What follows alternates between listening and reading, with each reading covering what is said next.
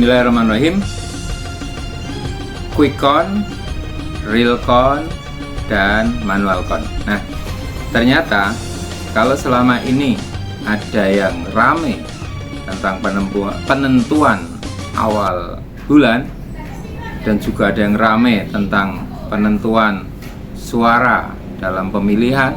Nah, maka yang perlu kita perhatikan tentang sah tidaknya sebuah amal, khususnya ibadah sholat.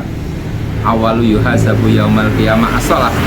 Amal yang pertama kali dihisab di yaumul kiamat adalah sholat. Maka ada metode yang pertama quick count, yang kedua real count, yang ketiga manual count. Nah, saya membayangkan begini.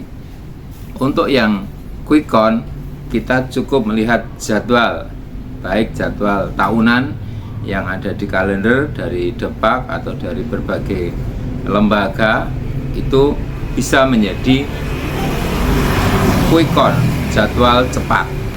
Yang kedua, untuk menentukan sholat ya. Yang kedua adalah dengan real count. Apa itu real count? Meskipun sudah tertata di jadwal itu, kita juga harus tahu masuknya waktu sholat. Yang pertama memang, yang kedua adalah dengan mengetahui kultur masyarakat yang ada. Contoh, kalau Anda di daerah Magelang, di daerah Merapi, Merbabu, kalau Anda sholat waktu asar adzan jam 3, Anda bisa diprotes oleh banyak orang yang berangkat ke sawah karena mereka belum pulang tapi sudah adzan, sehingga mereka jadi tergesa-gesa. Nah, maka real count-nya adalah melihat situasi masyarakat. Meskipun quick count-nya sudah tertera jam 15 misalnya, tapi biasanya adanya sampai 15.30 sampai 16, bahkan sampai 16.30. Itu cara memahami. Sama ketika Anda di pondok pesantren modern Gontor, sebagaimana kami pernah ke sana, misalnya sudah masuk waktu duhur jam 12.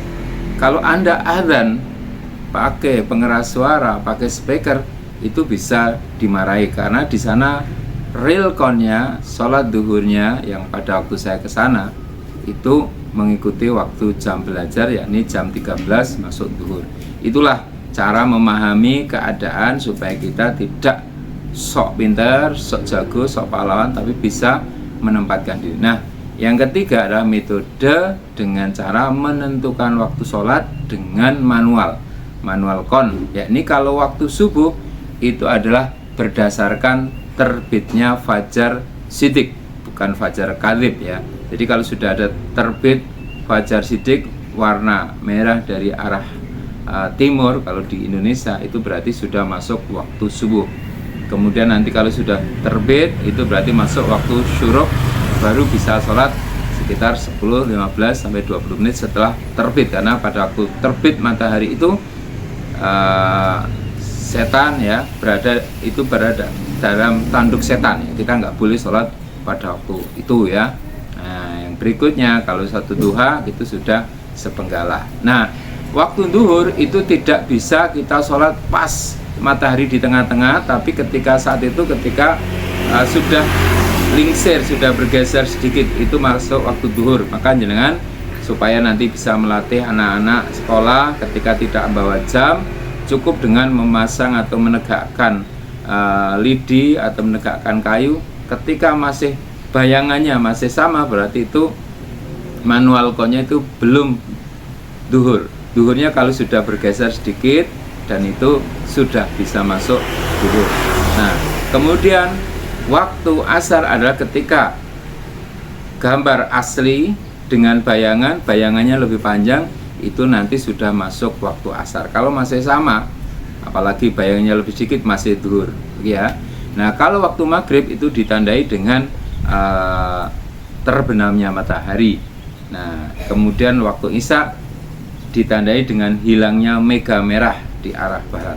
Nah, itulah, maka ilmu seperti ini, ilmu alam seperti ini, ilmu yang nanti akan menjadi penentu kita ketika dalam kondisi tertentu kita tidak mampu punya jam, HP mati, kemudian tidak ada sarana. Maka yang bisa kita lakukan adalah kita bersama Allah melihat tanda alam semesta. Inna fi khalqis samawati wal ardi waqtilafil laili wan nahari la ayatil liulil albab alladzina yazkurunallaha qiyaman wa qu'udan wa ala junubihim wa yatafakkaruna fi khalqis samawati wal ard Rabbana ma khalaqta hadza batilan subhanaka faqina adzabannar.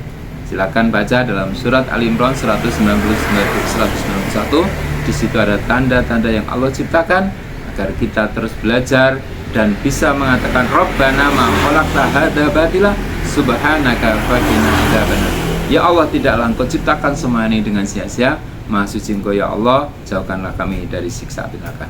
Selamat beribadah puasa. Jangan lupa tegakkan sholat sesuai waktunya. Bisa quick count, real count, atau manual count. Marhaban ya Ramadan, kita meraih ketakwaan. Terima kasih. Assalamualaikum warahmatullahi wabarakatuh.